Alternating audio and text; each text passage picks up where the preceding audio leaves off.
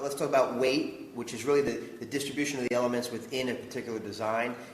Weight could be that single person on a canvas is weight. That has an incredible amount of weight, maybe even more so than 4 or 5 people spread around where there's a more diverse sense of weight. So when we look at visual weight, it's not always, weight, by the way, is a great way to, you know this, of course, is to generate focus.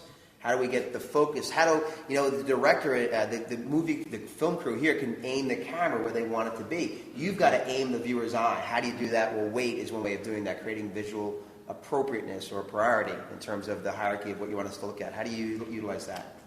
I think transitional weight is something that we don't talk much about either, about leading an eye to a spot or something like that, and how you carry that can be certainly affected by the weight of that moment.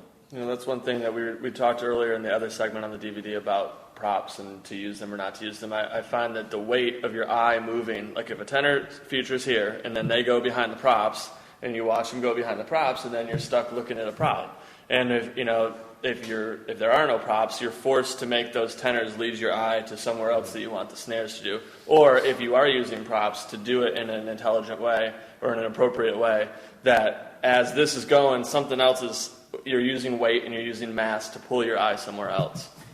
I would, if I may, I would say that if you're struggling with that and creating good visual transitions or focal points with weight, I really strongly recommend you buy the DVDs with the color guards on them because they're really light years ahead of us there.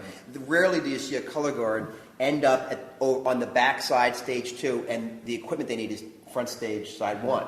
I see that in drumlines where they go, here's the conga feature, and they go, oh, the congas are in the back corner. Let's go get them. And they run across, like a jailbreak, they get them, they run back.